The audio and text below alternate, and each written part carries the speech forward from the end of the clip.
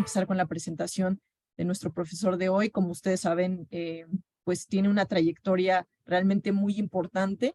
Entonces, les voy a leer nada más un breve párrafo acerca de su trayectoria y los voy a dejar con él.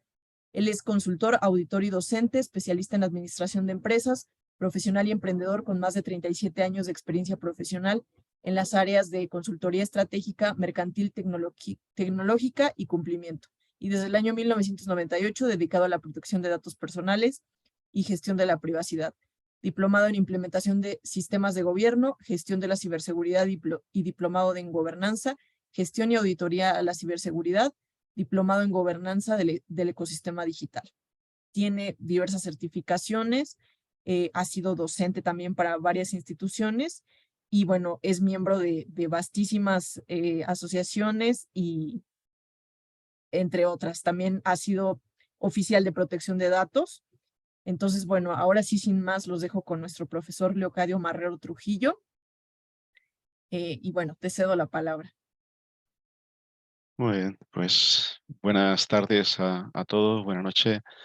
Para mí es un placer también acompañaros en este día y en esta pequeña masterclass donde vamos a hacer un recorrido por la propuesta que nos trae la normativa de protección de datos de Ecuador y espero en la presentación que al menos podáis tener una idea general, porque en realidad vamos a ir demasiado deprisa, vamos a tener apenas 45 o 50 minutos para hacer una exposición y un posicionamiento sobre el reto y desafío que trae consigo la normativa de protección de datos de Ecuador. Así que con vuestro permiso voy a compartir la pantalla y vamos a empezar un poco la presentación que tenemos preparada para el día de hoy bajo el tema despejando el reto de la normativa de protección de datos en Ecuador, ¿no? Ese es fundamentalmente el desafío.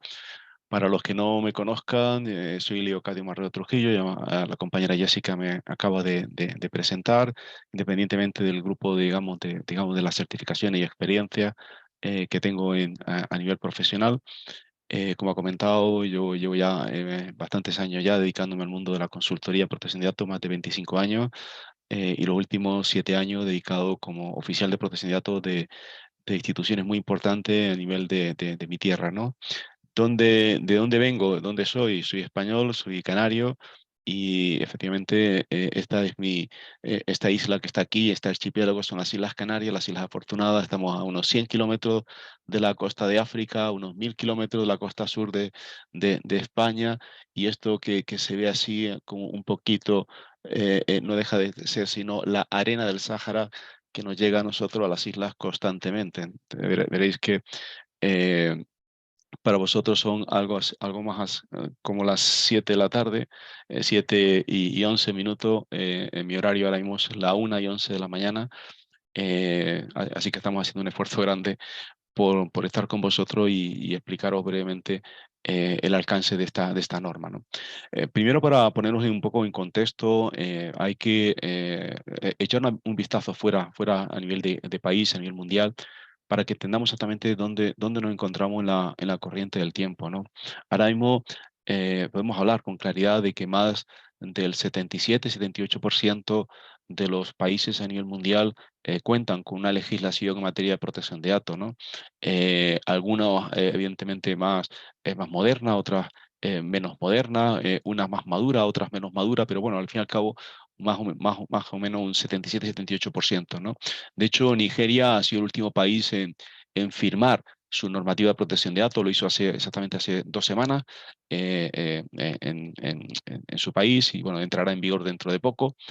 Si echamos un vistazo, por ejemplo, a la situación en Estados Unidos, no teniendo actualmente una ley federal en materia de privacidad y protección de datos, a día de hoy ya hay 10 estados que tienen normativa de protección de datos ya en pleno funcionamiento, lo veréis en ese color verde clarito, como aquí se ve, como el caso de California, el caso de Utah, Colorado, Texas, por ejemplo, ¿no? Y recientemente también, hace 2 semanas, el último que ha aprobado es Oregón. Veréis que esta slide está actualizada el día 7 de julio. Está solamente pendiente de que, aunque está aprobada, está pendiente de que entre en vigor la propia norma, ¿no? Esto nos enseña que efectivamente nos encontramos en un movimiento sísmico muy importante, regulatorio a nivel mundial en materia de privacidad y protección de datos, que viene como consecuencia del uso intenso de las nuevas tecnologías y cómo esas tecnologías han ido invadiendo el espacio que tradicionalmente contaba con una serie de barreras naturales como eran el espacio y el tiempo, ¿no? La ley española del año 92 de protección de datos, en el preámbulo de la ley, explicaba la razón por la que el año 92, año 1992, España tenía su primera ley de protección de datos, ¿no? Y venía a decir precisamente eso, ¿no? Que hasta ese momento las grandes barreras naturales o fronteras naturales como eran el espacio y el tiempo impedía que digamos, la información se pudiese acumular y llegase al punto de impactar en la vida de las personas. Pero con la llegada de las nuevas tecnologías, de la informática, de las grandes capacidades de almacenamiento de datos, esas barreras naturales se vieron completamente superadas y hoy hablamos de la hiperdigitalización, hablamos de los procesos de transformación digital y hablamos directamente de tecnologías disruptivas con unas capacidades nunca antes probablemente imaginadas, solo en alguna de las películas más fantasiosas de Hollywood, ¿no? Bueno, ese es un poco el escenario. Si uno echa un vistazo, por ejemplo, al caso de la Unión Europea, nos encontramos justo en todo este despliegue, digamos, de tsunami regulatorio, ¿no? La Unión Europea es probablemente el continente a nivel mundial con mayor ímpetu regulatorio, ¿no? Ahí vemos perfectamente la estrategia de datos que se manifiesta a través de dos normas como la Data Act y la Data Governance Act, la estrategia, digamos, de ciberseguridad que se manifiesta y ya está, digamos, operativa a través de la norma NIS 2, el Digital Service Pack, que ya entró en vigor a través de dos reglamentos, en este caso que es la Digital Service Act y la Digital Market Act, la estrategia, que bueno, que la tendremos si todo va bien entre noviembre y diciembre ya aprobada, y también la Digital Privacy a través de lo que es el Reglamento General de Protección de Datos y la e-Privacy Regulation, ¿no? ¿Qué tienen en común todas estas normas? Y porque estamos hablando de Europa y vosotros estáis en Ecuador, fundamentalmente el grupo más importante, ¿no? Bueno, porque todas estas normas que tenéis en esta slide tienen un elemento característico y que no solamente tiene un ámbito, digamos, de afectación a nivel europeo, sino que tiene afectación a nivel mundial. Ese elemento es el ámbito de la extraterritorialidad.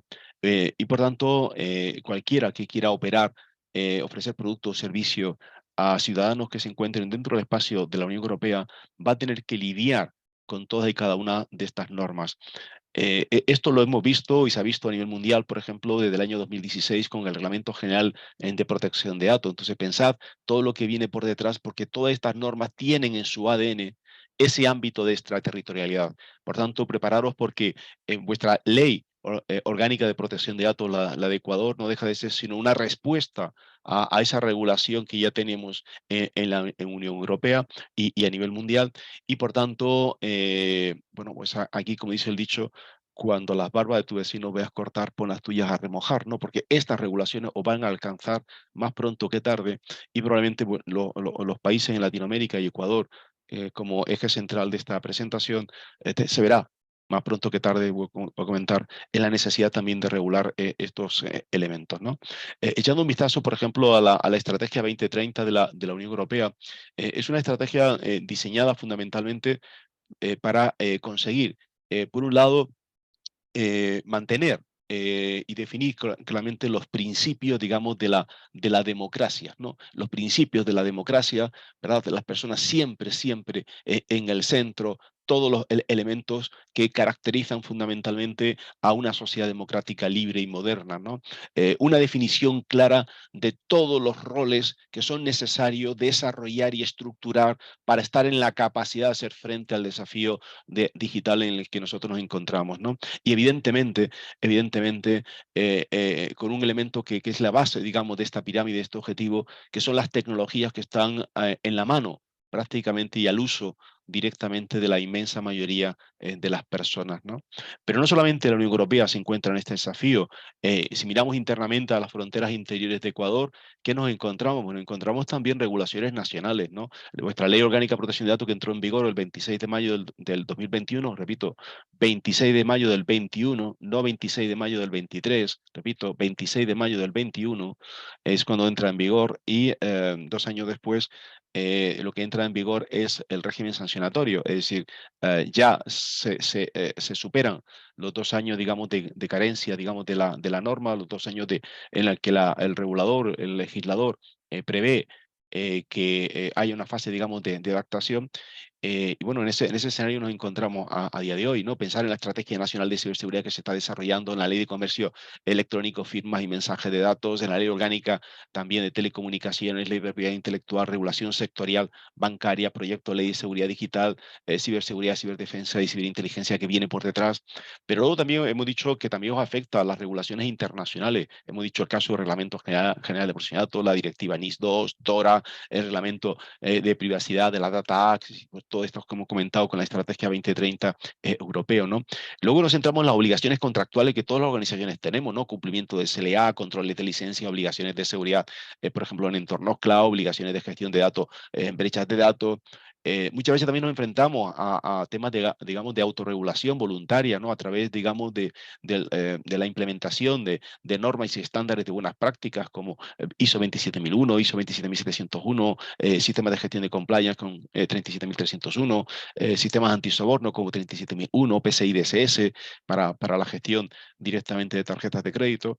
Y luego, además, para poder garantizar, digamos, todo el security, todo el privacy y toda la parte de compliance, pues tenemos que, dentro de las organizaciones, desplegar todo un compendio, digamos, de normativa y procedimientos internos que estructuren a las organizaciones. Por tanto, hablamos de un tsunami exterior, pero también tenemos un tsunami interior de obligaciones para todo y cada uno, digamos, de los ecuatorianos, ¿no? ¿En qué momento nos encontramos en el tiempo y por qué nace directamente esta normativa de protección de datos en el año 21?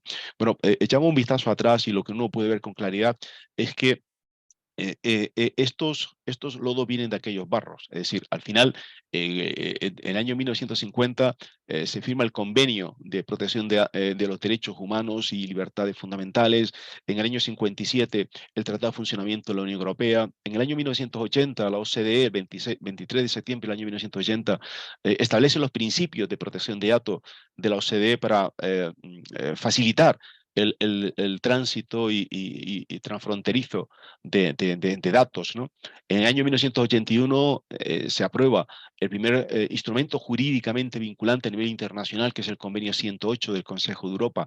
En el año 1995, la Directiva 95/46, que ha sido la directiva que ha facilitado el desarrollo homogéneo de la normativa de protección de datos dentro de la Unión Europea, pero que sobre todo ha sido la directiva hacia la que miraron todos los países hermanos de Latinoamérica para redactar sus normas de derecho en materia de protección de datos. Léase Chile en el año 99, Argentina en el año 2000, Uruguay en el año 2008, si no recuerdo mal, Perú, Colombia, México, por ejemplo, han mirado siempre a la Directiva 95/46 como elemento para construir, digamos, su modelo prácticamente en algunos casos casi con un copy-pega de la norma, como ha sucedido exactamente en el caso de México, por ejemplo, con la ley 15/99 española, ¿no?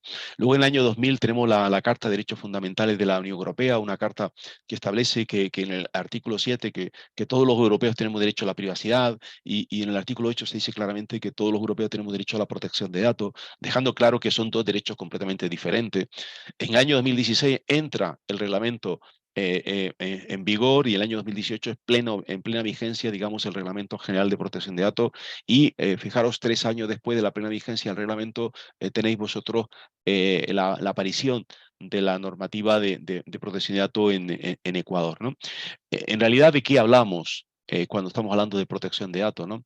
Mira, siempre cuando uno mira para adentro, mira a los sistemas de información que tenemos tienen las organizaciones, los sistemas de información de una manera u otra tienen un elemento común en su ADN. Ese elemento común, sin lugar a dudas, son los datos personales que están asociados a los propios sistemas de información, ¿no? Bueno, tradicionalmente son tres los derechos que protegen, digamos, la esfera íntima de una persona.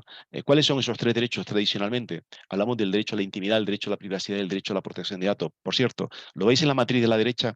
En esta matriz, aquí se recogen perfectamente, exactamente en vuestro articulado constitucional, cómo están estructurados directamente este derecho, ¿no? Fijaros, artículo 66.20, que aquí lo pongo en este recuadro, el 66.20, se regula el derecho a la intimidad personal y familiar.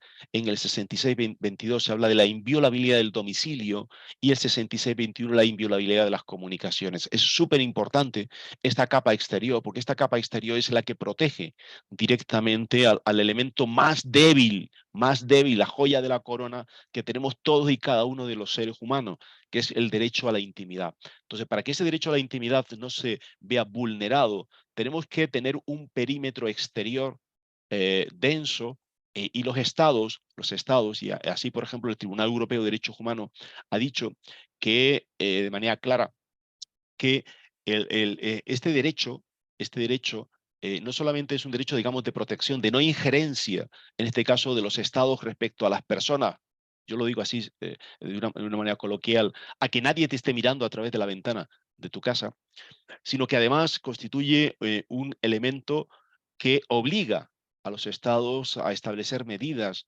para que todos y cada uno de nosotros tengamos la seguridad de que nadie va a mirar por la ventana. Es decir, no solamente se trata de impedir que el Estado entre, sino que el Estado también establezca instrumentos para que terceras organizaciones o terceras entidades tampoco hagan ese tipo, digamos, de interacción, ¿no? Por eso hablamos de la inviolabilidad de nuestro hogar y de la inviolabilidad de nuestras comunicaciones personales, ¿no? Pero evidentemente para proteger esa capa exterior, aparece el derecho a la protección de datos de carácter personal, que aparece regulado en vuestra Constitución en el artículo 66.19, ¿no? Así que cuando hablamos del derecho a la privacidad, fundamentalmente nos referimos a este hábitat, ¿no? Este es el hábitat de la privacidad, es decir, el hogar, o sea, la parte íntima, lo que somos nosotros como personas, ya dentro de nuestro hogar y dentro de nuestras comunicaciones, ¿no? Bueno, pues para proteger este ámbito, el derecho a la privacidad, nace el derecho a la protección de datos como una extensión directamente de ese perímetro. La pregunta que tenemos que despejar todos a continuación es por qué la información y la privacidad de nuestros datos tienen que ser una preocupación directamente empresarial. ¿Por qué es una preocupación empresarial? Vale, perfecto. Quería comprobar si había sonido, vamos a comprobarlo y vamos a ver un pequeño vídeo.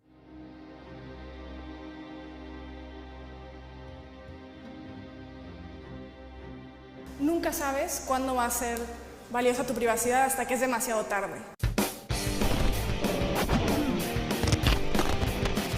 Seguramente usted no sabe definir qué es su privacidad, pero la reconoce en cuanto se la encuentra.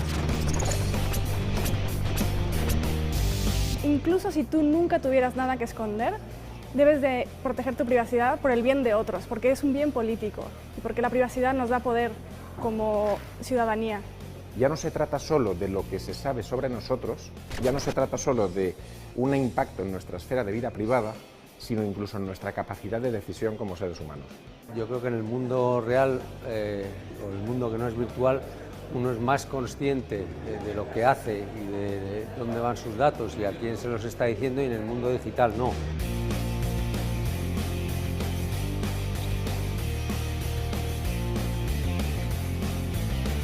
Yo creo que tenemos que cambiar la ética del uso de los datos, porque no olvidemos que una economía de datos también significa una sociedad que es más sostenible, una sociedad que usa mejor sus recursos. Tenemos que buscar ese equilibrio entre esos dos, la privacidad y el uso de los datos para la innovación. Tener en cuenta las buenas prácticas, aquellas empresas que de modo transparente se comprometen con la garantía de la privacidad de su cliente como una parte más del servicio, como una parte más del valor añadido.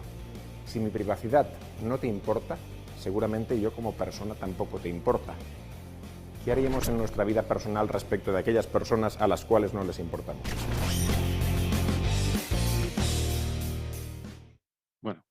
ahí tenemos bueno, dos, iba a decir dos, pero tenemos más de dos joyas, digamos, de declaraciones, ¿no?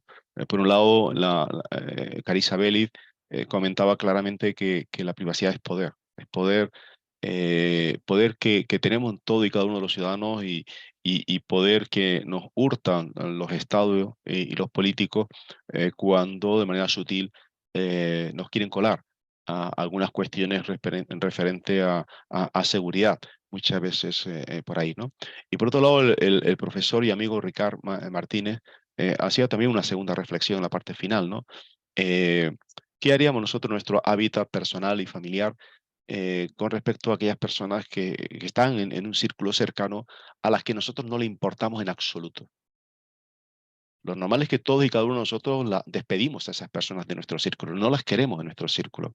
Entonces la pregunta es, ¿por qué tenemos al lado nuestro, en nuestro círculo, a empresas y organizaciones a las que nuestra privacidad, declaran ellos de manera manifiesta, no les importa? Porque cuando ellos dicen que nuestra privacidad no les importa, está diciendo claramente que nosotros tampoco, como seres humanos, como personas, tampoco les importamos. Por eso es importante entender la necesidad de que tengamos una normativa de protección de datos, ¿no? ¿Cuáles son los desafíos que nos trae con la normativa de protección de datos de Ecuador, la LOPD? ¿Vale? Vamos a plantear directamente la respuesta a esta pregunta a través, digamos, de un análisis en dos planos distintos, ¿no? Uno que es el plano formal, ¿no? Vamos a ver los desafíos que nos presenta de manera formal la norma y por otro lado el desafío que nos presenta, digamos, de fondo, es decir, la que constituye en realidad el espíritu con el que el regulador y el legislador ha puesto y ha escrito y ha presentado directamente la norma, ¿no? Cuando uno analiza la parte formal, uno ve obligaciones, ¿no? Gobernanza, inventario, gestión de consentimiento, ejercicio de derecho, protección de datos por diseño y por defecto, gestión de riesgo, evaluaciones de impacto, gestión de notificaciones de vulnerabilidad, gestión y supervisión de la cadena de suministro, gestión de transferencia internacional de datos, un sinfín, digamos, de obligaciones a través de las cuales nosotros vamos a tener que dar prueba de que efectivamente lo estamos realizando de una forma eficiente, ¿vale? Y además lo estamos gestionando de forma adecuada, ¿no? Pero tenemos un plano formal, un plano también de fondo, y ese plano de fondo está expuesto directamente en el artículo 10, cuando en ese artículo 10 nos enumera 11 principios, desde el 10A de juridicidad hasta el 10K, que es la responsabilidad proactiva y demostrada. Vamos a hacer un análisis de estos dos planos para que entendamos exactamente qué es lo que nos está presentando de manera clara la normativa de protección de datos de Ecuador, ¿no? Vamos a centrarnos inicialmente en el requisito formal o el requisito de gestión, ¿no? El primero de los requisitos que trae la norma y lo establece directamente en el numeral 5, cuando nos dice que y nos identifica cuáles son los integrantes de un sistema, digamos, de protección de datos personales. En ese ecosistema, fijaros, aparece el titular de los datos, aparece el responsable de tratamiento, aparece el encargado de tratamiento, aparecen los destinatarios, aparece la autoridad de control que todavía está por nombrar en Ecuador y aparece también la figura del delegado de protección de datos, ¿no? Y lo primero que vamos a tener que nosotros identificar en este ejercicio, digamos, de entendimiento de la norma, fijaros que aparece en el artículo 5, que es el que viene detrás del 4, ¿vale? No lo normal, 5 siempre viene el 4, en el 4 tenemos el glosario de términos, ¿vale? Es decir, es el primer artículo que entra directamente con el core de la norma y me dice, tienes que identificar el rol en cada actividad de tratamiento en el que tú estás realizando. Es decir, con qué sombrero estoy yo actuando en cada momento, en cada una de las acciones que estoy realizando dentro de mi organización. ¿Soy yo un responsable de tratamiento, yo como entidad, como empresa, como administración pública, o soy un encargado de tratamiento? Tengo que identificar esta función. Para eso tengo que entender claramente qué es un responsable de tratamiento y tengo que saber exactamente qué es un encargado de tratamiento. La otra cuestión es, ¿puedo ser responsable de tratamiento y a la misma vez un encargado de tratamiento? Pues la respuesta yo lo digo que sí, se puede, ¿vale? Es más, en la mayoría de los casos tenemos ambos roles. Por eso digo aquí claramente, el rol lo tengo que identificar en cada actividad de tratamiento realizada y no en función de si soy una empresa o una administración pública, sino en cada actividad podemos estar ocupando un rol distinto. dentro de este ecosistema que nos presenta el artículo 5. Además, resulta que además de ser responsable o encargado, yo puedo ser destinatario, porque puedo ser receptor de comunicaciones, de datos personales que vengan de terceras organizaciones. Bueno, pues habrá que identificar en cada actividad cuándo yo soy un destinatario. Esa es la cuestión fundamental, ¿no? Esta es la parte más compleja directamente de lo que nos presenta el artículo 5, es decir, quién es quién en cada uno de los papeles, ¿eh? Y este juego aquí de sombrerito no es para divertirnos, porque este es un ejercicio de auténtico equilibrio y es una de las cuestiones que hay que despejar antes de empezar a hacer cualquier análisis dentro de lo que es la norma. No es casualidad que sea el primero de los requisitos en los numerales, ¿vale? El artículo 5 nos obliga a identificar cuál es nuestro rol.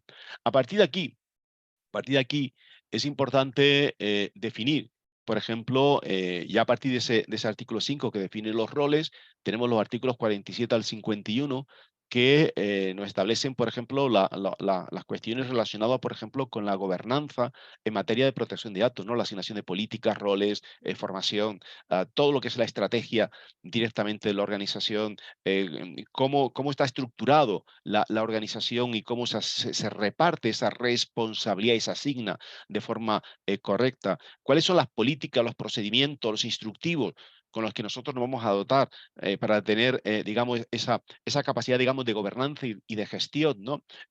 ¿Cómo vamos a realizar y cuándo y con qué contenidos vamos a realizar las tareas de comunicación, formación y concienciación, ¿no?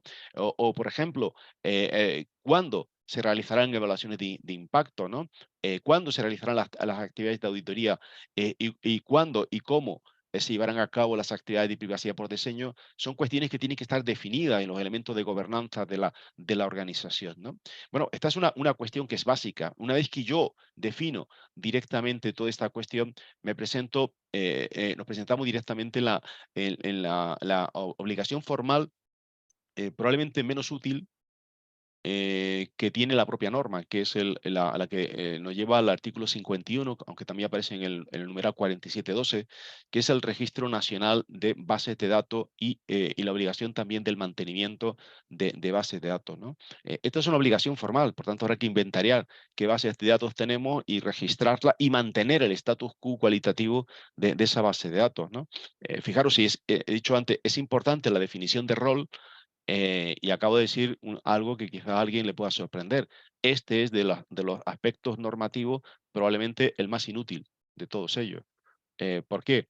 Porque en realidad no tiene una función clara y no es útil, y ya lo veremos luego por qué digo que no es útil. Es decir, aquí se está prestando atención sencillamente a lo que yo tengo y no a la fuente verdadera del riesgo en la organización. Esto es una obligación, por ejemplo, que nosotros en la Unión Europea teníamos ya en el año 95 y que con el reglamento se ha eliminado completamente porque no tiene utilidad ninguna, ¿vale? Y sin embargo, bueno, Ecuador aquí mantuvo este punto, como también lo está manteniendo ahora mismo, por ejemplo, Argentina en la nueva propuesta, y también en el borrador lo está manteniendo también Chile, en este caso, ¿no? La siguiente gran cuestión, fijaros, tiene que ver con la gestión del consentimiento. Los artículos 7 al 10, 12 y 26 al 29 nos recoge todo, digamos, el desafío que tenemos por delante. Es decir, el artículo 7 nos dice, oye, tenéis 8 bases de licitud en Ecuador para habilitar. Son como las 8 llaves que nos pueden abrir la cerradura, que nos van a permitir habilitar, licitar, ¿vale? Habilitar una actividad de tratamiento. El consentimiento, la obligación legal, una orden judicial, una actividad realizada en interés público, en ejercicio de poderes públicos, una medida precontractual o contractual, por interés vital del interesado, por uso de base de datos de acceso público o por interés legítimo, ¿no? Estas son las 8 bases. Tradicionalmente, la que más se va a poder utilizar fundamentalmente es la base, la 7.1, que es la del consentimiento, pero el consentimiento tiene, en el artículo 8, tiene un elemento cualitativo que que es importante que nosotros lo tengamos claro, ¿no? El artículo 8 nos dice claramente que ese consentimiento se tiene que entregar de forma libre, específica, informada e inequívoca. Fijaros estos 4 requisitos. No basta que sea libre si no es específico, ¿vale? Entonces, tiene que ser libre porque no se nos puede coaccionar.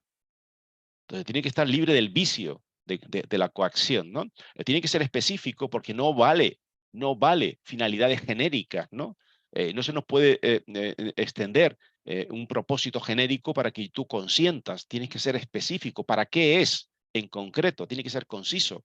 Además, tiene que ser informado. Es decir, antes de yo entregar el consentimiento, me tienes que informar para qué. Por tanto, la capa de información, que lo veremos luego, la capa de información que tiene el artículo 12 va delante de la gestión del consentimiento, aunque aparezca primero la gestión del consentimiento en los numerales 7 al 10, ¿no?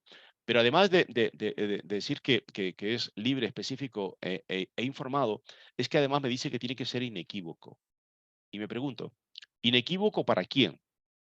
¿Para quien redacta la capa informativa o para quien lee y tiene que interpretar la capa informativa? Es evidente que nos referimos a este segundo elemento. Y por tanto yo, como responsable de tratamiento, como entidad que quiero gestionar el consentimiento y que quiero utilizar el consentimiento como una llave habilitadora para realizar una actividad de tratamiento, tengo que estar en condición de demostrar que efectivamente esa política informativa que yo estoy colocando es entendible por parte del lector. Lo veremos luego, ¿vale? Pero además de ser libre, específica, informada e inequívoca, además hay un quinto elemento que va de la mano. Y es que el consentimiento siempre es revocable. Revocable. ¿Por qué? Porque estamos hablando de una relación simétrica entre las partes. Entre dos entidades que están actuando de forma simétrica o coigual en un mismo escenario. Este ejercicio de elegir una de las 8 bases de licitud, al menos, para iniciar una actividad de tratamiento, puede parecer un ejercicio sencillo, pero no lo es. Es terriblemente complejo. Terriblemente complejo. Por tanto, la recomendación aquí, ¿vale? Utilizando el lenguaje de la norma ISO, es determina y documenta. Es decir, documenta la base de licitud explicando por qué escoges esa base y por qué estás excluyendo las otras bases de licitud. ¿Por qué esto es útil? Si resulta que esto es tremendamente trabajoso. Porque cada vez que nosotros trabajamos en demostrar, en determinar y documentar la base de licitud, nos estaremos ahorrando un posible dolor de cabeza o un posible dolor de muela, peor todavía, ¿vale? Porque podría resultar en que la base de licitud que tuviésemos para realizar una actividad de tratamiento no fuese suficiente y por tanto estaríamos corriendo un gravísimo riesgo de iniciar una actividad sin base legal para ello. Esto es tan importante que es la primera causa de apertura de procedimientos sancionados por número de expedientes en la Unión Europea. Así que ojo a visor con este tema, porque no es un tema baladí, es un tema muy, muy importante dentro de la organización. Para poder gestionar el consentimiento, el artículo 12 me habla del derecho a la información y me enumera 17 elementos que tienen que aparecer y que deberían configurar la capa informativa que yo debo entregar con carácter previo. Por eso decía que el consentimiento tiene que ser informado. Yo entrego esta información con carácter previo a la recogida del consentimiento. Veréis que si leéis los 17 numerales que están ahí expuestos no están colocados por orden de peso. Están sencillamente enumerados, pero no por orden de peso. Entonces, cuando nosotros tenemos que informar en la capa informativa, habrá que asignar esos 17 numerales por peso. Pregúntate qué es lo primero que quieres saber cuando alguien que no esperas toca a tu puerta. ¿Has hecho puerta fría? ¿Has tocado alguna vez para intentar vender algún tipo de producto o servicio a alguien que no te espera? Lo primero que decimos cuando alguien nos abre la puerta es buenas tardes, buenas noches, buenos días. Mi nombre es Leocadio Marrero y el propósito de mi visita es, ¿vale? Primero me identifico, ¿vale? Fijaros, la identidad aparece en el numeral 8 y luego la finalidad. Entonces, no os fijéis en este orden, por favor, sino que hay que ordenar las ideas con sentido común. ¿vale? No siempre hay que colocar los 17 elementos, habrá que ver qué capas colocamos y cuándo los colocamos. Y ese es el otro gran desafío. Siguiendo con el desafío de la norma, dentro de la parte formal, ¿vale? Los artículos 13 al 21 recogen todo el ejercicio de derecho y esto va a implicar que las organizaciones contemos, por ejemplo, con un protocolo de ejercicio de derecho, que tengamos la capacidad en ese protocolo de ejercicio de derecho de relacionar las bases de licitud, las 8 bases de licitud con cada uno de los derechos para saber exactamente cuándo, qué derechos pueden ejercerse en función de la base de licitud y cada actividad de tratamiento que nosotros tengamos, ¿no? Y además tener capacidad de dar respuesta a las peticiones de estos ejercicios de derecho en un plazo de 15 días, que es lo que en el plazo máximo que está habilitando el legislador ecuatoriano para resolver este tema, ¿no? Evidentemente 15 días es un plazo cortísimo, cortísimo para resolver esto, porque yo tengo que hacer una búsqueda y más que una búsqueda tengo que hacer una rebúsqueda de los datos de esa persona para poder entregarle una copia probablemente de los documentos que él esté pidiendo. Y eso requiere muchísimo, muchísimo trabajo. Y va a requerir trazabilidad de mi sistema de información. Y probablemente va a requerir que contemos con herramientas que a día de hoy no tenemos para poder hacer el seguimiento o a seguir en la pista directamente a esos datos dentro de las distintas interacciones en los distintos procesos y en los distintos departamentos por donde va circulando el dato de un interesado, ¿no? Por tanto, aquí hay un desafío formal importante. Luego el artículo 39, fijaros que estamos yendo un poco en el sentido increscendo de la numeración de los requisitos formales, nos presenta en el artículo 39 la obligación de contar con la protección de datos desde el diseño y por defecto. Una obligación que embebe los famosos 7 principios del Privacy by Design, que me dice que mi actitud debe ser preventiva, no correctiva, proactivo, no reactivo, la privacidad como configuración predeterminada, la privacidad incrustada en el diseño, la funcionalidad total, la seguridad de extremo a extremo, ¿vale? El respeto por los usuarios y la visibilidad y la transparencia. Esta es los 7 principios prácticamente declarados de la privacidad. Y esto lo que va a implicar es que cada vez que nosotros diseñamos un producto o un servicio, nosotros tenemos que embeber directamente y tenemos que diseñarlo pensando en cómo ese producto puede impactar en las vidas personales de quienes van a, disfrutar o usar directamente esos productos o esos servicios. Pensar de esa forma hace que nos podamos adelantar la aparición de posibles riesgos y por tanto estemos en la condición, digamos, de mitigar esos riesgos antes de que puedan materializarse y puedan producir daño a otras personas. Dicho eso, evidentemente que es una actividad densa, el artículo 40 nos mete ya en la gestión de riesgo, ¿no? La gestión de riesgo es una de las características fundamentales de las normativas modernas en materia de protección de datos, porque lo que tiene es un enfoque a riesgo. La norma no nos dice, por ejemplo, los controles de seguridad que deberíamos, ni los controles de privacidad que tenemos que desplegar. Nos va a decir exactamente que estamos en una gestión de riesgo y búscate la vida. Poco menos. Lo veremos justo dentro de un momentito. Pero para entender la gestión de riesgo, aquí tenemos 2 imágenes. Voy a poner una pequeña imagen y te invito, por favor, a que pienses rápidamente qué es lo que hay delante, ¿no? Lo que uno ve perfectamente en esa imagen es un niño, es una foto de época, ¿vale? Que está jugando con un carrito, con un cochecito, ¿vale? Probablemente en la calle, ¿no? Eso es un poco lo que uno ve en ese escenario, ¿no? Si uno es el papá o la mamá de ese niño, o es el cuidador o cuidadora de ese niño, probablemente le estaríamos echando el ojo a ver qué es lo que está haciendo directamente, pero estoy seguro que cuando las cosas las vemos en contexto, cambian mucho. Porque estoy seguro que como padre, como madre, si ese fuese nuestro hijo y estuviese justo en una vía donde los coches están circulando, probablemente nos saldría el corazón por la boca del susto, ¿no? ¿Qué quiero comentar con esto? Mirad, en la parte de la gestión de riesgo, he dicho antes que el artículo 51 nos habla del el inventario de bases de datos.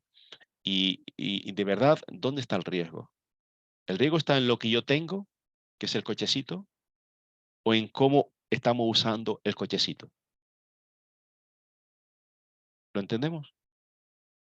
El riesgo no está tanto en la base de datos, sino en cómo yo utilizo las bases de datos o las actividades que yo realizo con esas bases de datos. Ahí está de verdad el riesgo, no en la tenencia, sino en el tratamiento propiamente dicho.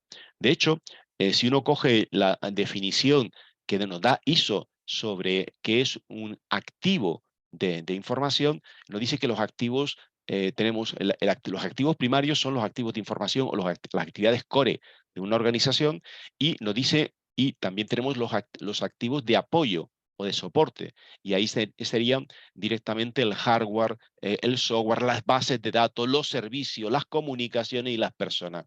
Bueno, pues el artículo 51 está colocando el énfasis no en el activo primario, sino en el activo de soporte o de apoyo. Cuando lo que realmente es importante para las organizaciones es la información y las actividades core, no la tecnología que esté utilizando. Esto es lo que tenemos que entender, que es lo que tiene valor para nosotros es la información. Por tanto, vamos a analizarlo esto con números, ¿vale? ¿Cuántas veces aparece la palabra riesgo en la normativa de Ecuador? 30. Veremos que el riesgo es a derechos y libertades, lo veremos luego. Y el término derechos y libertades aparece 9 veces. El concepto de base de datos al que hace referencia el artículo 51 y que hay que registrar y mantener, aparece 7 veces directamente en la norma. Y la pregunta es, ¿y cuántas veces aparece la palabra tratamiento? A ver si los números nos dicen algo a nosotros sobre dónde está el riesgo de verdad. Pues los números no engañan, como el algodón. 303 veces, 299 en singular y 4 en plural. Poniendo en énfasis que el riesgo de verdad no está en lo que yo tengo, sino en cómo uso lo que tengo. Es decir, el riesgo está en las actividades de tratamiento. Por eso, en la normativa europea hablamos de registro de actividades de tratamiento y no de inventario de bases de datos, ¿vale? Que eso es algo que ha quedado desfasado ya en la normativa del año 95 que quedó derogada, ¿no? Esto es una cuestión que es importante porque veremos que obligándonos la norma a registrar bases de datos, todo el enfoque de gestión de riesgo va a tratamiento. Y yo no podré gestionar, no podré realizar la gestión de riesgo a tratamiento si antes no hago un inventario de las actividades de tratamiento. Esto para que lo entendamos, ¿vale? Cuando hablamos de la gestión de riesgo, no hablamos de compliance, ¿no? Es decir, cuando hablamos de compliance, según la normativa de Basilea, se dice que claramente que la actividad de compliance se puede definir como la gestión del riesgo que corre la entidad de incurrir en sanciones legales o administrativas, pérdida financiera significativa o de reputación por incumplimiento de normativa legal, normas internas y códigos de conducta aplicables a las actividades, en este caso de un responsable o de un encargado, ¿no? Por tanto, cuando estamos haciendo compliance, estamos haciendo cumplimiento, el objetivo fundamental es proteger a la organización. Pero el objetivo de esta norma, dice, es con enfoque a riesgo es proteger derechos y libertades. Derechos y libertades. Por tanto, cuando hacemos compliance, no estamos haciendo gestión de riesgo. La imagen de la derecha es tremendamente clara. Nos define claramente. Yo concibo, estoy imaginando una actividad de tratamiento que quiero realizar. Lo primero que tengo que hacer es verificar que efectivamente estoy en la capacidad de informar y demostrar que estoy cumpliendo con la normativa legal. Claro, lo que quiero hacer tiene que ser legal. Pero esto es gestión de riesgo a derechos y libertades. No, cuando yo hago esto estoy protegiendo a la organización, pero no estoy protegiendo a las personas. La gestión de riesgo a derechos y libertades viene después de hacer la verificación de cumplimiento. Por tanto, una de las lecciones que hay que entender es que cuando hablamos de la LOPD, no hablamos de un sistema de gestión de cumplimiento. Cualquier cosa que se parezca a un sistema de gestión de cumplimiento nos coloca en las antípodas de lo que la ley quiere que hagamos. Porque la ley lo que quiere es que protejamos a todos y cada uno de los ciudadanos de Ecuador. Ese es el objetivo, ¿vale? Para conseguir eso, dentro de la gestión de riesgo, fijaros, también hay algunas de las cuestiones que hay que plantear. Antes hablaba de la gestión del consentimiento, hablaba del artículo 7, y el artículo 7, en el numeral 8, habla del interés legítimo, y una de las cuestiones que habrá que despejar dentro de esa ecuación de del interés legítimo, ¿vale? Es si tengo de verdad o no interés legítimo. Es decir, lo tengo que estar en condición de demostrar, no basta con enunciarlo. Y habrá que hacer la prueba del juicio de ponderación. Ese juicio tiene el juicio de necesidad, ¿vale? El juicio de finalidad y, evidentemente, el juicio, digamos, de ponderación, que es lo que nos va a permitir a nosotros determinar si al final estamos en ese ejercicio, ese análisis, es capaz de llegar al equilibrio final y, por tanto, decir que esa actividad de tratamiento está legítima. Esto también es gestión de riesgo. Esto también es gestión de riesgo en la parte de la gestión del consentimiento. Luego los artículos 37 al 41 nos coloca directamente en las obligaciones de seguridad.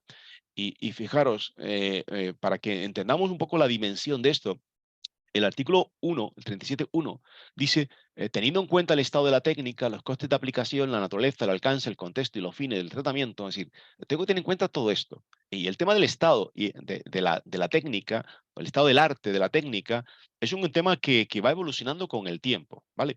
Evidentemente no es la misma técnica la que utilizamos en el año 2023 que la que hemos utilizado en el año 2020, que la que utilizamos en el año 2015. Por tanto, hay que tener en cuenta el estado en el que nosotros nos vamos a encontrar. Y ese es un estado evolutivo, dinámico.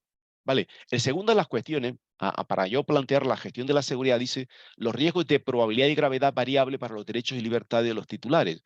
Fijaros este elemento, riesgos de probabilidad y gravedad me está colocando en una matriz de riesgo. Entonces me dice, antes de aplicar controles de seguridad, tienes que hacer la matriz de riesgo, de probabilidad y gravedad, con enfoque a compliance, no a derechos y libertades. O sea, cuando yo hago esta matriz, determino cuál es el nivel de riesgo inherente de esa actividad, derechos y libertades, y a partir de ahí, dice el numeral 3, aplicaré las medidas técnicas y organizativas apropiadas para reducir ese nivel de riesgo inherente y dejarlo en un nivel de riesgo residual o aceptable para la organización. Bueno, es una obligación formal muy importante. Parte de esa gestión de riesgo, evidentemente, es las evaluaciones de impacto. Las evaluaciones de impacto nos dice que lo vamos a tener que realizar cuando en ese análisis de riesgo la matriz de probabilidad y gravedad determine que estamos ante un alto riesgo. La matriz tiene riesgo bajo, medio, alto o muy alto. ¿Vale? Cuando estemos ante un riesgo alto o muy alto, en este caso tendremos que hacer una evaluación de impacto en materia de protección de datos. Vuelvo a comentar, la evaluación de impacto no sustituye a la gestión de riesgo, complementa a la gestión de riesgo. Primero se hace la gestión de riesgo, se determina el nivel y con el nivel determinado yo luego haré luego la evaluación de impacto cuando toque. Es evidente que son actividades integradas y aquí lo vemos perfectamente en esta imagen que nos detalla perfectamente dónde aparece la evaluación de impacto, ¿no? Hemos comentado aquí, bueno, he concebido el tratamiento, aquí verifico que lo que voy a hacer es legal, aquí hago compliance en esta parte y una vez que haya hecho compliance empiezo todo lo que es la gestión de riesgo a derechos y libertades, ¿no? Y cuando yo tengo ya el resultado final de la evaluación de riesgo, la pregunta es, ¿hay un alto riesgo intrínseco? Si es sí, tengo que hacer la evaluación de impacto. ¿Vale? Tengo que hacer la evaluación de impacto. Si es no, puedo realizar el tratamiento de riesgo. Pero si es sí, tengo que realizar la evaluación de impacto y tendré que determinar de una manera mucho más pausada todo el análisis, por ejemplo, siguiendo metodología como nos presenta la ISO 29134, ¿no? Más obligaciones. La notificación de vulnerabilidades, artículos 43 al 46, máximo 5 días para poder realizar una comunicación a la Autoridad de Protección de Datos y a Arcotel como entidad, ¿vale? Y evidentemente en el caso de que yo tenga esté actuando como encargado de tratamiento, tengo un plazo solo de 2 días para comunicarlo, ¿no? Y en el caso de los titulares, en caso de que haya un riesgo a los titulares, tengo 3 días para realizar esa notificación a las víctimas de esa brecha. Para hacer esto, ¿qué tengo que hacer? Bueno, por un lado, tener un procedimiento preparado de notificación a la DPA y Arcotel, y por otro lado, tener un procedimiento de comunicación a los afectados que me permita resolver todo y cada uno de los escenarios. Pero con un problema y una dificultad intrínseca que tienen los artículos 43 al 46. y es que en ningún momento nos está definiendo los umbrales a través de los cuales nosotros tenemos que activar el sistema de notificación. Esto es un problema grave, gravísimo.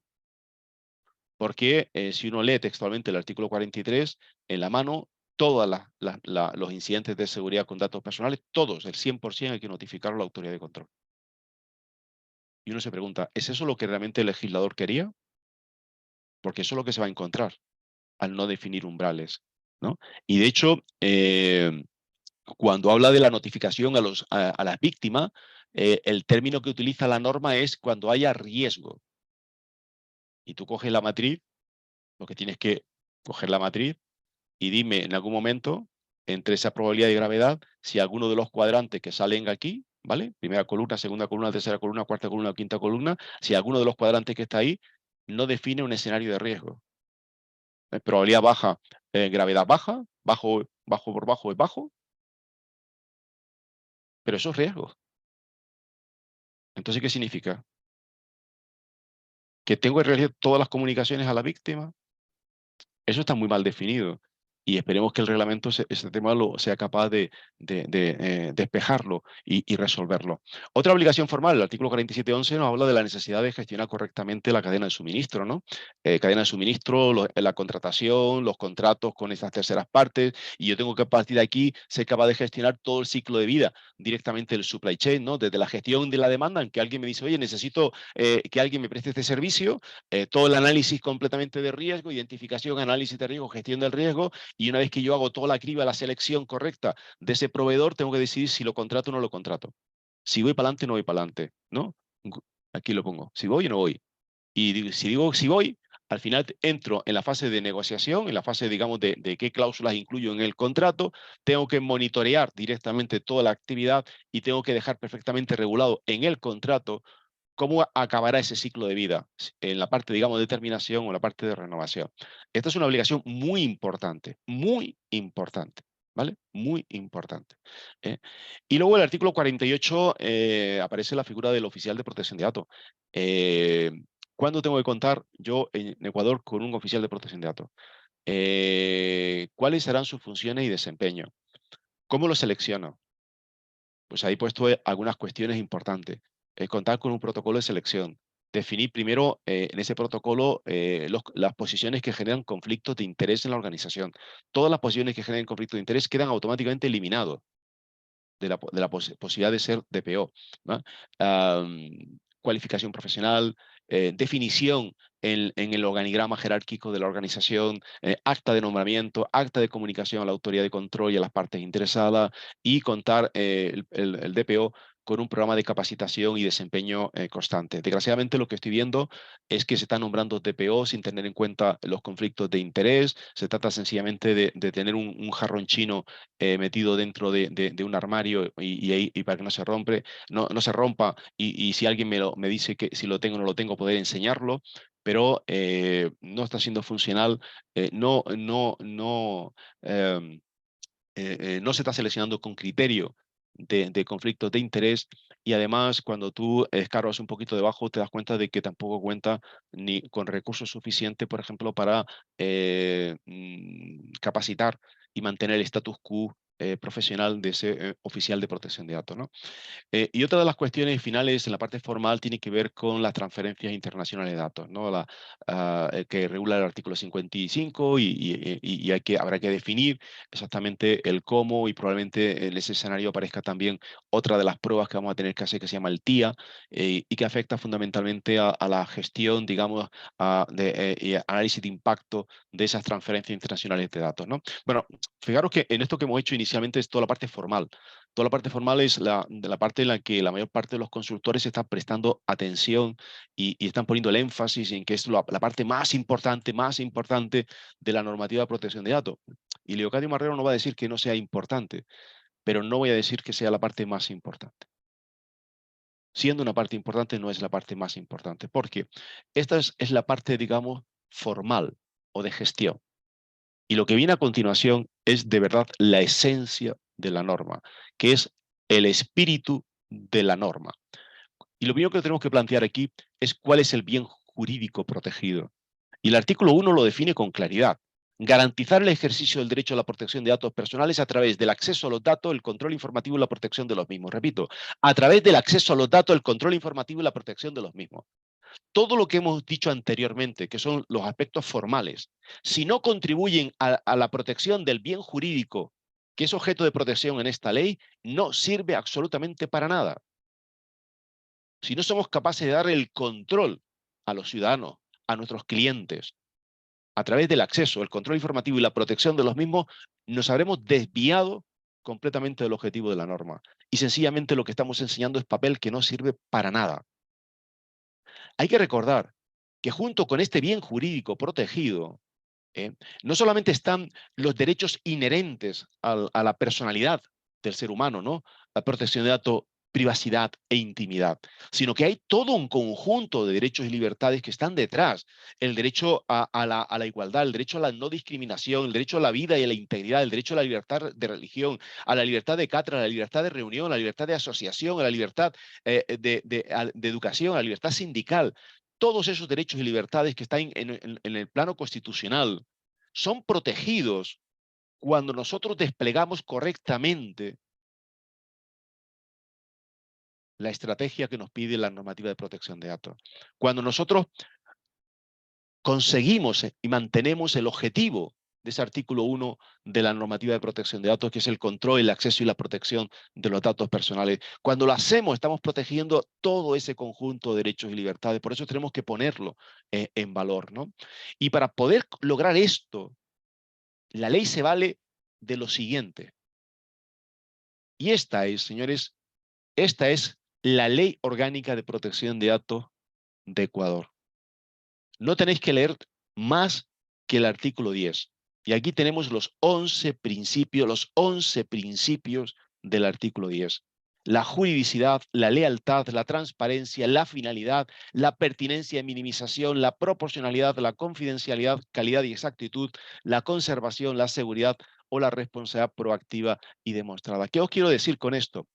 Que yo tengo que transpirar todos los requisitos formales que hemos comentado antes, la gestión de riesgo, la gestión del consentimiento, la gestión informativa, la gestión de ejercicio de derecho, todo eso tiene que transpirar los principios, los 11 principios de la norma.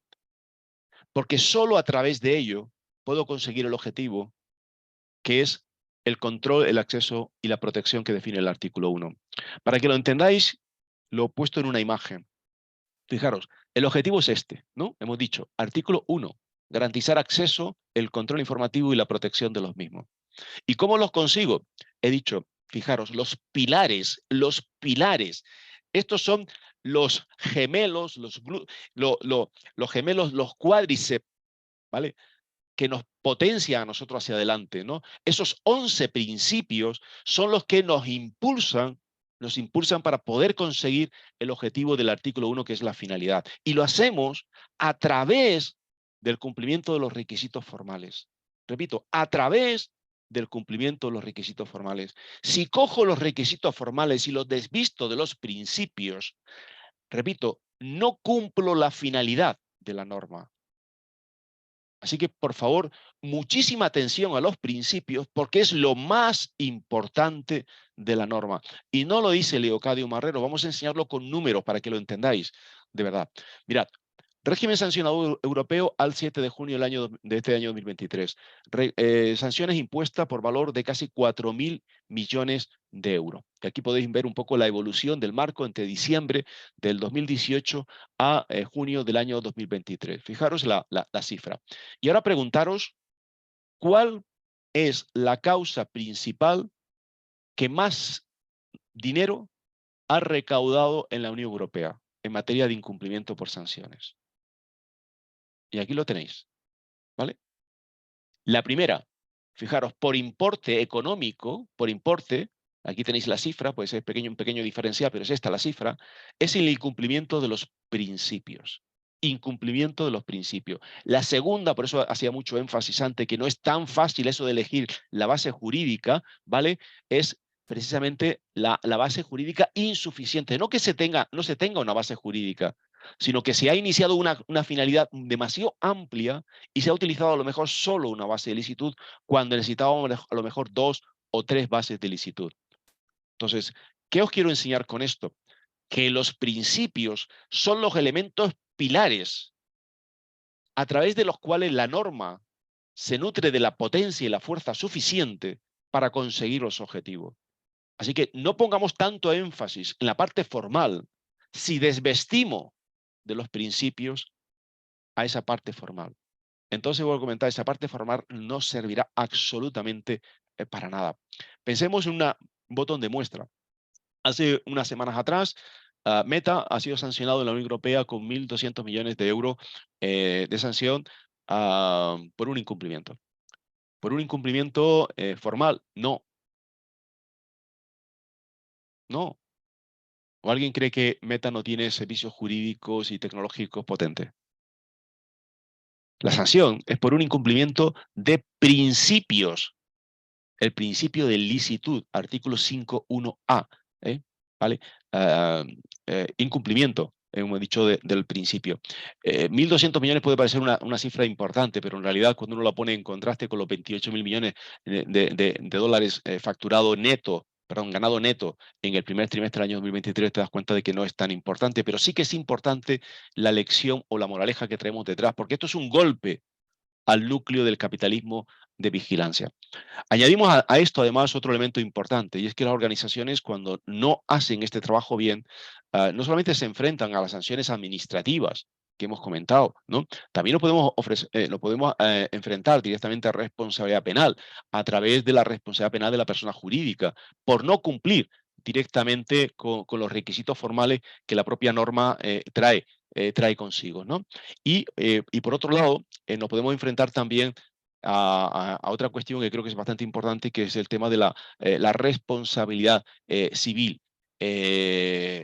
Pensemos en casos muy concretos, ¿no? Por ejemplo, una brecha de seguridad que tuvo Equifax en el año 2017 y que le ha costado hasta hace unos pocos meses, fijaros, 2017 hasta hace unos poquitos meses del año 2023, le ha costado a Equifax unos 6.000 millones de dólares esa brecha, de las cuales casi 850 millones son en responsabilidad civil derivado de reclamaciones en los tribunales de justicia norteamericanos.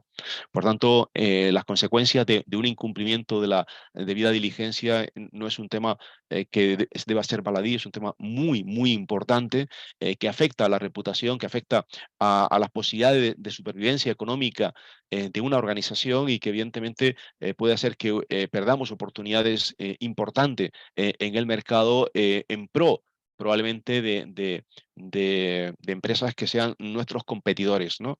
A partir de aquí, la lección más importante es entender que no estamos hablando de una obligación formal, estamos hablando de una maravillosa oportunidad que tenéis de poner en valor en vuestras organizaciones públicas o privadas a los ciudadanos ecuatorianos, defender los derechos humanos, defender la dignidad que tiene en todo y cada uno de vuestros conciudadanos. Es una obligación como responsables de tratamiento, como encargados de tratamiento, ya sean públicos o privados. Es una magnífica oportunidad. Tenéis una ley tremendamente potente, moderna, con algunos errores que hemos ido enunciando, pero es una ley de la cual tenéis que sentiros en Ecuador tremendamente orgulloso de ella, pero que hace falta terminar el armado a través de la redacción y publicación del reglamento de protección de datos que explique el cómo se aplican todos y cada uno de estos elementos, cómo se resuelven algunas de las dudas existenciales que puede tener la propia ley, y también la necesidad de que se nombre ya a la autoridad de protección de datos y esta empiece a funcionar para que realmente sirva como garante y tutor en materia de protección de datos, que suministre guía y dirección a todos los responsables y que sobre todo tenga la capacidad de proteger bajo su ala a todos y cada uno, digamos, de los ciudadanos que son objeto, digamos, de protección, ¿no? El objetivo fundamental, recordáis, artículo 1, es la protección de los datos personales y a partir de ahí la capacidad, digamos, de control de los datos, el acceso informativo a los datos y la protección directamente de los mismos. Ese es el gran desafío que tiene directamente la norma para acá, ¿no? Aquí se me quedó esta slide, pero en realidad la slide que importa es esta, ¿no? Preguntas disparadoras, y a partir de aquí yo me he pasado unos minutitos. Os doy la oportunidad de que podáis emitir algún tipo, digamos, de pregunta, alguna duda que tengáis. Y bueno, estoy a vuestra disposición para contestarlas, ¿no?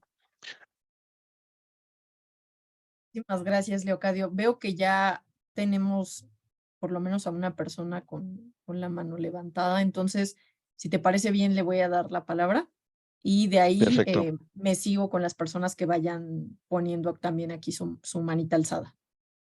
Perfecto.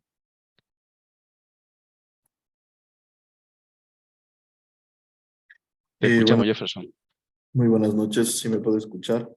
Sí, sí, perfecto. Ya, verá, como había mencionado, acá en el Ecuador ya se están implementando, ¿no es cierto? Pero obviamente en el tema de aprobación del órgano regulador están creando la super. En este caso tengo dos inquietudes. ¿Cómo se podría mencionar si ya desde el 25 de mayo es obligatorio configurar en este caso el tema de la selección de un delegado? Y el tema es de que ya algunas empresas ya están, bueno, ya me parece que ya implementaron porque ciertos contribuyentes que yo tengo llegan de las empresas multinacionales ya con un oficio haciéndoles firmar, pero todavía no lo puedo palpar que les hicieron firmar. Entonces, en ese sentido, desconozco que hay que hacerles firmar a los contribuyentes, clientes, proveedores. Eso sería mi consulta. Muchas gracias, Jefferson. Mira, voy a ir por orden. Hablaste primero del nombramiento del oficial de protección de datos. Quiero aclarar una cosa, ¿no? La ley no entra en vigor en mayo del 23, es de mayo del 21. La obligación de seleccionar directamente a un oficial de protección de datos entra en el 26 de mayo del 21. Es decir, las medidas digamos, de implementación de programa de gestión y de gobierno en materia, digamos, de protección de datos empiezan a correr de ese momento. Entre ellas, las medidas esas, las medidas que hemos comentado de la privacidad del diseño, ¿no? Es decir, todas esas cuestiones ya tenían que estar ya empezadas ya a ponerse en marcha y no esperar al 23 para empezar a correr, digamos, el tiempo. El cronómetro ya está más que vencido y cuando se han cubierto estos 24 meses de tiempo, lo que se ha permitido es a la organización un tiempo para adaptarse a la norma. El problema es que ha habido, siempre suele pasar, ¿no? Pero lo que hay es habitualmente una dejadez por parte de las organizaciones, ¿no? Tanto públicas como privadas, muchas veces también motivadas por una falta de entendimiento del alcance de la norma, ¿no? También otros se han excusado, voy a comentar la palabra que es correcta, es la excusa, es una justificación el hecho de que no esté el reglamento. Entonces, como han dicho, es que como no está el reglamento, no sabemos cómo aplicar la norma. Bueno, la ley es suficientemente clara, te da los parámetros. No hace falta que tengamos el reglamento. La obligación legal ya está y no se puede esperar a que aparezca el reglamento. Esto es un ejercicio que no han hecho bien los políticos, pero eso no quita la obligación que tienen todas las administraciones públicas y las entidades privadas de cumplir ya la ley, ¿no?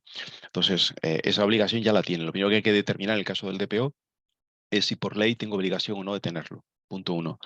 Y dos, que antes como he pasado muy rápido, y dos, es en el caso hipotético de que no tenga obligación de tener legalmente al DPO, porque no estoy digamos, en los escenarios que la ley describe, lo tengo que plantear desde el punto de vista de análisis de riesgo. Es decir, antes hemos visto, yo tengo que hacer el análisis de probabilidad de gravedad y luego vienen los controles. Bueno, los controles técnicos y organizativos. El nombramiento de roles son controles organizativos.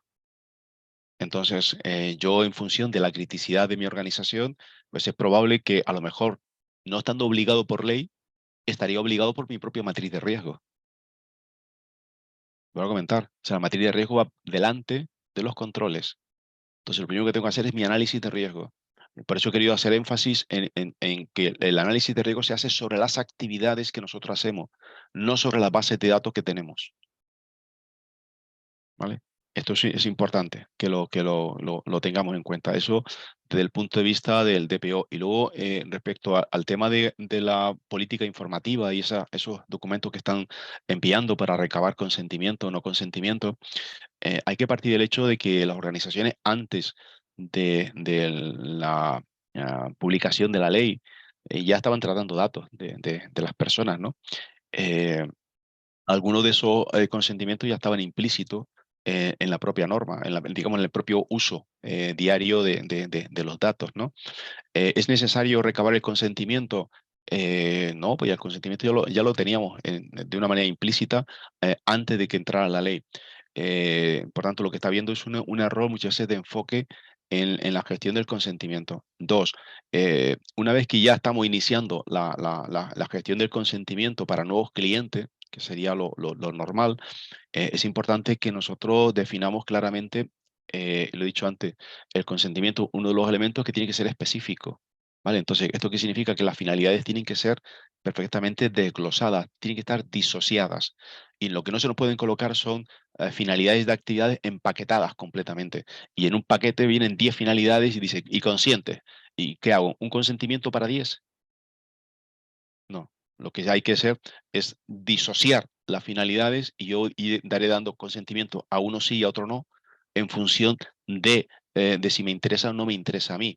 Voy a comentar, esto es una relación, cuando hablamos del 7.1, que es la base de licitud por consentimiento, hablamos fundamentalmente de una relación simétrica entre las partes, en la que no puede haber, y yo como responsable de tratamiento, según el principio 10K, de responsabilidad proactiva y demostrada, tengo que estar en la condición de demostrar que ese consentimiento, de verdad, tú me lo estás entregando de forma libre y yo no te estoy coaccionando.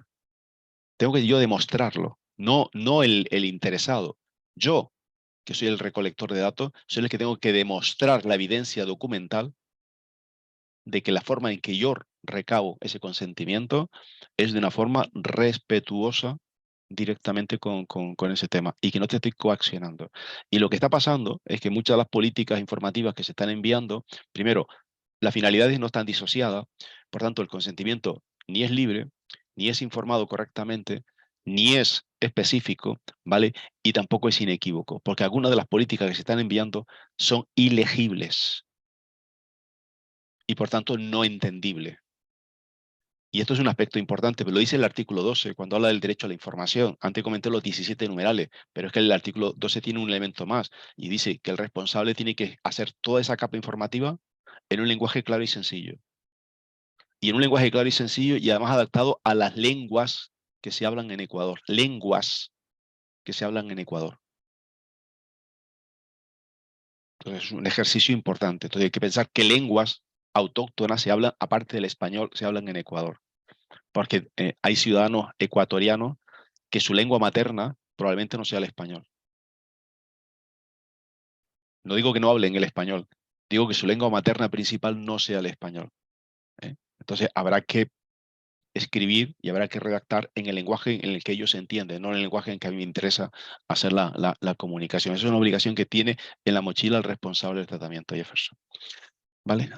¿Alguna otra pregunta? Sí, tenemos más preguntas. Le voy a dar la palabra ahora a Luis Pando.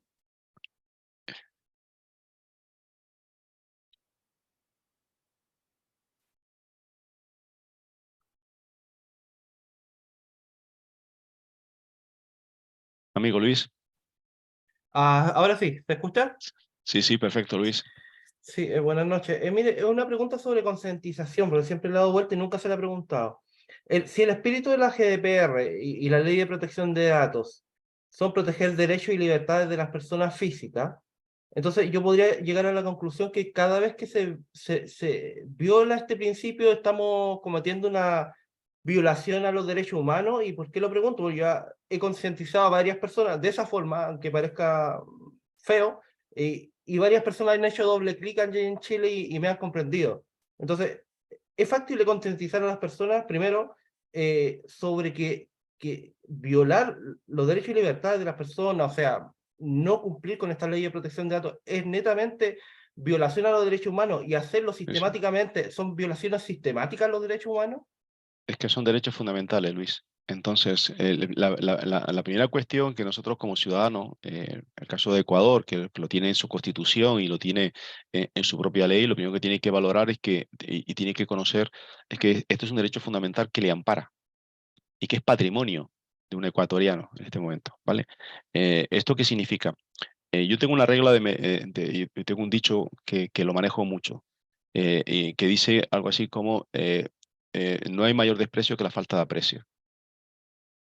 ¿Qué quiero comentar, Luis?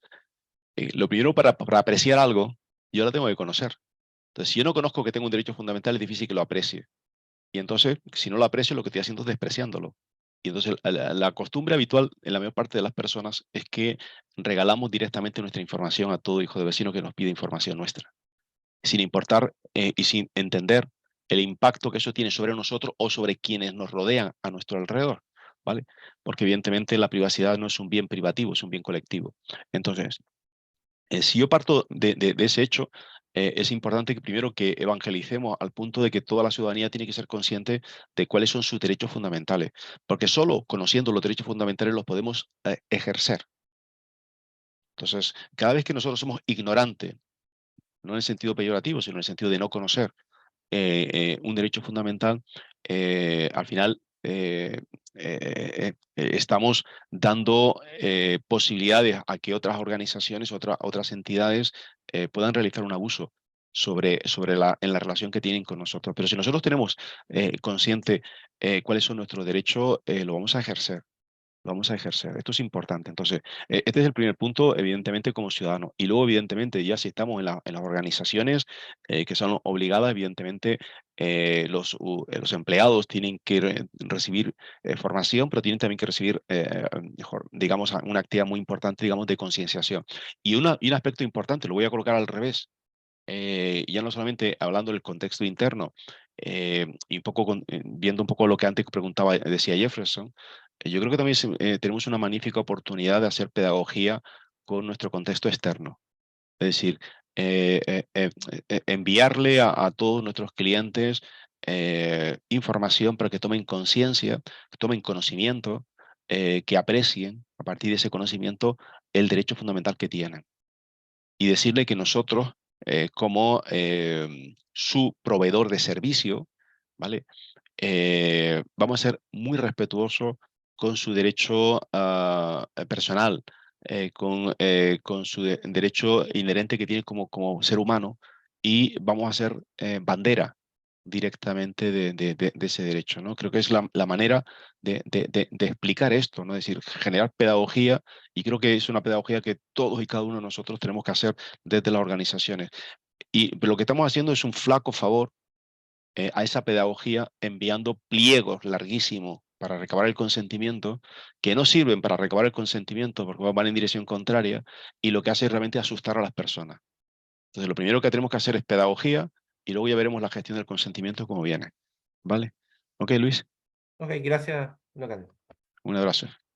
Muchas gracias, Luis. Y bueno, nada más les quiero informar que solamente vamos a dar paso a una pregunta más. Yo sé que hay varias participaciones, pero bueno, vamos a tratar de responderlas por otra vía. Igualmente también, pues los queremos invitar a nuestro curso, pero para eso voy a dar paso a nuestra Group Manager. Entonces, vamos con la participación y de ahí les damos la información, por favor. Listo. Freddy, no sé si nos puedas comentar. Hola, gracias, Serena. Locadio, saludos, un gusto volverte a Hola, escuchar. un abrazo, Freddy. Mira, yo tengo una pregunta sobre, prácticamente tú has mencionado el tema de políticas comunicativas. Yo he hecho un ejercicio y todas las políticas que están desplegadas en los portales web infringen de manera flagrante el artículo 1, le quitan totalmente el control al titular de los datos. Sí le dicen que van a proteger, pero prácticamente le obligan a consentir empaquetados de actividades de tratamiento. La pregunta específica es, ¿esa violación es denunciable? existe, o sea, ¿cómo plantearles que las políticas son una materia de directrices y lineamientos para ejercer actividades importantes y que lo que están desplegando no son políticas, sino que es una comunicación de protección de datos aunado a una solicitud de consentimiento y que son temas totalmente distintos? Peor que ese comunicado está siendo coactivo para obligar al titular prácticamente que entregue su consentimiento. Las organizaciones, porque esto lo han manejado los abogados, o sea, ¿cómo un abogado no se da cuenta que está infringiendo la ley? ¿O será que ellos entienden que nadie los podrá denunciar o eso no da motivos a que uno inicie un procedimiento administrativo en contra del que recoge los datos? En tu experiencia tan amplia, ese tipo, porque también se ven en comunicados de páginas de empresas de otros países, de empresas europeas inclusive, ¿por qué no se... O sea, ¿qué ha evitado que ese tipo de comunicados sigan apareciendo? Es una buena... Sí, sí, yo te he escuchado perfectamente entendido y he ido con la cabeza asintiendo porque a todo lo que has ido comentando, porque del minuto uno lo que has comentado es una verdad como un castillo. Es decir, las políticas informativas que se nos están entregando, desde luego, no son informativas, no están gestionando el consentimiento y lo que nos están diciendo es, mira, para que tú no pierdas tus datos, yo te lo voy a custodiar. Exactamente. Vale, yo te lo custodio, pero entonces, ¿qué ha dicho? Te lo quito a ti y lo pongo yo, lo tengo yo, y tranquilo, ¿no? Y te tratan como un niño chico, como tú no eres capaz de, no, cuando la norma lo que dice es justo lo contrario, yo tengo que darte control a ti para que tú tengas el acceso completo al tema, ¿no? Y tú tengas esa capacidad que te da el artículo 1. El problema de esas redacciones es que quienes están redactando la norma no entienden la norma. O sea, quienes están redactando las políticas informativas no entienden la norma. Por eso quería explicar que evidentemente la parte más importante son los principios. Los principios son los que impulsan para poder conseguir directamente el principio, la finalidad que es el artículo 1. ¿Vale? Y que la parte, digamos, de la gestión, la parte formal, sería, digamos, la parte troncal, pero que no son evidentemente las piernas, no son yo he querido comentar, no son los gemelos, no son los cuádriceps que tenemos nosotros que nos permiten mantenernos erguidos y caminar y coger velocidad, ¿no? Y yo no quito importancia a la parte troncal, pero si no respiramos los principios, la parte troncal no sirve absolutamente para nada y es lo que está pasando. O sea, que al final hemos puesto ese artículo 12, lo hemos lanzado a la capa informativa de aquella forma, y lo que está saliendo es el tiro directamente por la culata. ¿Esto qué significa? Que evidentemente puede ser denunciado y puede ser sancionado cuando hay una autoridad de control. ¿Por qué? Porque evidentemente, voy a comentar, esas políticas no respiran, no huelen, no saben, no tienen la apariencia y no tienen ni siquiera el tacto, ni suenan tampoco a los principios del artículo 10. Están en las antípodas completamente. Estoy totalmente de acuerdo. Y también pasa en otros entornos, también en la Unión Europea hay políticas, lo que pasa es que es menos, ¿no?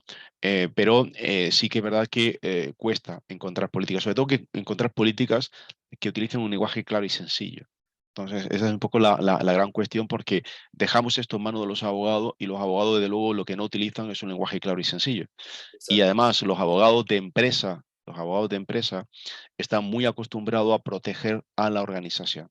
Hacen compliance, pero no hacen gestión de riesgo, derechos y libertades. Ese es el diferencial. Y eso lo he explicado directamente en formación a los abogados ahí en Ecuador, cuando estuve hace 2 semanas en privado. Es decir, nos estamos equivocando, nos estamos quedando muy lejos de lo que la norma pide. Y evidentemente, en el momento que aparezca una autoridad de control y no ponga el algodón, empieza a pasar el algodón, van a sancionar a todos. A todos. Entonces creo que estamos haciendo las cosas mal y ese es el gran problema de la pena que tenemos, ¿no? Pero bueno, al menos hay gente consciente, Freddy, por eso estamos intentando concienciar de manera generosa y altruista también, para que las personas entiendan cuál es el core de verdad de la norma que hay por ahí, ¿no? Y he visto también una pregunta por ahí rápida que hablaba sobre auditoría o certificaciones. Bueno, hay para auditar, hay metodologías para auditar. Y en temas de certificaciones, si se refiere a nivel internacional, tenemos normas ISO que nos pueden ayudar a obtener certificaciones y homologaciones, como la ISO 27701, aprovecho. Por ahí podríamos hacer a nivel, digamos, de organizaciones y a nivel de personas, bueno, pues habría que ir a instituciones, ¿no? Pero hay que buscar programas de formación que nos ayudan de verdad a entender la norma y que no nos expliquen de otra forma la norma, qué es lo que está pasando. Y esto lo comentaba hace 2 semanas en el meeting que hicimos ahí en Quito, uno de los compañeros que participó justo en el evento de DataBit, ¿no? Que desgraciadamente lo que nos estamos encontrando, y no lo dice Leocadio Marrero desde España, sino que lo decía un ecuatoriano desde Quito, son consultoras que no están ayudando a los ecuatorianos a resolver de verdad su problema, sus obligaciones. Están años luz de lo que la norma espera. Y esto es un problema, ¿vale? Porque al final, cuando surge una ley, lo que surge son oportunistas. ¿Vale? Y con esto acabo. ¿Cómo estás, Leocadio? Buenas noches. Qué Perfecto. gusto tenerte acá, de verdad, muchísimas gracias. Jessy, también muchísimas gracias también por dirigir esta masterclass, pero creo que Leocadio nos ha dado muchísima información y es importante saber que en DataBix hemos pensado justamente en suplir esta necesidad de conocimiento por medio de un programa. Entonces, permítanme un segundo mientras les voy comentando. Vamos a tener un programa de 30 horas que comienza el próximo martes 18 de julio, como lo pueden ver en mi pantalla. Tenemos acá los temas rápidamente, son 30 horas que se dividen en 15 clases. Pueden ver ahí introducción a la protección de datos, análisis de los principios que Leocadio ya nos ha comentado, ejercicio de derechos como responsabilidad. Bueno, un poco ahí tienen a breves rasgos lo que se va a ver en el temario. Sin embargo, quiero decirles que tenemos un descuento especial esta noche para ustedes por haberse conectado a la masterclass. Pueden escribirnos al enlace que copié hace un ratito en el chat, lo vuelvo a colocar por acá. Y nuestra ejecutiva comercial, Elena Chavarría, que está en Ciudad de México, que le mando un saludo a Ele, les va enseguida a mandar toda la información, el brochure. Tremendo profesor como es Leocadio Marrero, 25 años de experiencia en protección de datos. Créanme que no se van a arrepentir, es un tremendo programa. Es un tremendo programa. Y luego sí, más adelante, justamente con Leocadio vamos a dar otros cursos, un poquito ahondando más en algunas normas ISO. Pero yo creo que este es el que ustedes necesitan ahora para comenzar. Leocadio, no sé si le quieras sumar algo que les puedas decir a las personas como para animarlos. Bueno, que vamos a hacer el programa está adaptado 100% a la normativa de Ecuador, ¿no? Y sobre todo un tema importante, ¿no? Que antes he comentado, esa excusa que no hay reglamento y por tanto el cómo, no sabemos cómo resolverlo.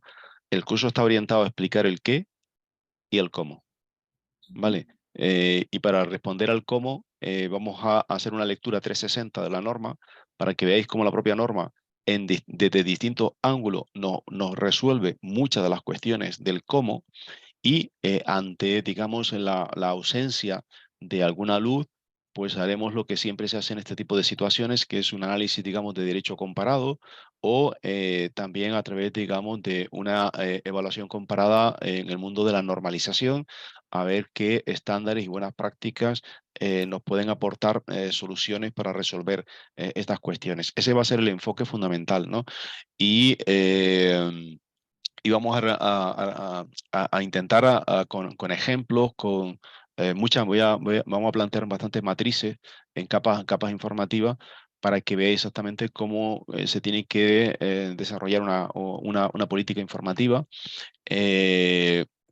y bueno, aprender a disociar finalidades, aprender a utilizar correctamente las bases de licitud, cuando una, cuando otra, cómo aplicar correctamente los principios para resolver muchísimas de las dudas existenciales que la norma tiene, cómo resuelvo los propios errores que el legislador ha metido dentro de la norma. Pues vamos a intentar buscar algunas soluciones magistrales porque el legislador no ha metido un problema en la mochila. y mientras el legislador no se dé cuenta del problema que nos ha metido, la mochila la tenemos nosotros en la espalda y hay que resolverla. Entonces vamos a ver qué herramientas podemos valernos para resolver esas situaciones mientras el legislador resuelve el problema que ha metido ahí. Como es el caso de los umbrales, la no definición de umbrales para notificar incidentes, ¿no? Bueno, ¿qué hago ahí, ¿no? Pues plantearemos una metodología y vamos a ver cómo resolvemos eso. Perfecto, Leocadio. Qué mejor recomendación que el profesor que va a impartir este programa se los puede dar. Entonces, por favor, inscriban. Tienen el 20% de descuento. El precio está súper conveniente para el tremendo profesor que tenemos en el programa y ser de 30 horas. Además, es importante que les mencione que a Datavix les damos un Open Badge, que es un certificado digital con tecnología blockchain, es decir, es verificable. Usted lo puede colocar en su LinkedIn, bueno, en las páginas donde usted tenga estas credenciales, necesite exponerlas. Entonces, bueno, de nuestro lado esperamos que tomen contacto. Elena les estará enviando enseguida la información. Agradecer a Leocadio muchísimo, de verdad siempre es un gusto, Leocadio, tenerte con nosotros. Estuvimos en Quito en el conversatorio en vivo, esperamos pronto tener también otro evento así de esta forma online, porque como saben, Leocadio está al otro lado, está en España. Qué gusto, la verdad, fue poder compartir acá con Leocadio, y también agradecer a Jessica también por toda la gestión de esta masterclass y toda la parte del registro y marketing digital. Gracias, Jessy, también. ¿Sí? Leocadio, ¿algunas palabras de despedida para las personas? Sí, no, primero agradecer a todos los que se han acercado a esta masterclass. Espero que el enfoque y la explicación a modo así, en visión, digamos, de helicóptero, os haya servido un poco para poner en contexto la norma, ver de verdad el verdadero desafío que tenemos delante y plantearos que, en lo que he dicho en la parte final de la presentación, que más que un desafío es una magnífica oportunidad. Creo que Ecuador tiene hoy por hoy una de las joyas en materia de normativa de protección de datos a nivel de toda Latinoamérica. Probablemente no sé si es la número 1 o la número 2. Es una magnífica norma de verdad. Y el desafío que tenemos todo y cada uno de nosotros es el de poner a Ecuador donde se merece, desde el trabajo nuestro interno en cada una de nuestras organizaciones, poniendo a todos los ecuatorianos, hombres y mujeres, adultos y niños, en la posición que se merece a través del respeto a la dignidad y el respeto a los derechos fundamentales, ¿no? Y yo creo que esto, en una sociedad en la que estamos perdiendo valores y principios, el que las normas pongan negro sobre blanco la necesidad de recordar la importancia de tener principios, creo que es importante, ¿no? Y podemos armarnos de esos principios para generar un modelo de negocio y un modelo, digamos, de actividad y desempeño diferente a lo que los ecosistemas vampíricos de nuestro alrededor les caracteriza, ¿no? Donde, como decía el profesor Ricard Martínez, ¿qué haríamos con aquellas personas a las cuales nosotros no les importamos? Pues demostremos a través de una gestión correcta de la normativa y de una comprensión correcta de la normativa que para nosotros, nuestros clientes, nuestros empleados en el contexto interno y externo, sí nos importa. Ese es el verdadero desafío, el verdadero reto que tiene la norma. Muchísimas gracias, Leocadio. Muchas gracias. A vosotros. Buenas noches a todos. Venga, buenas noches.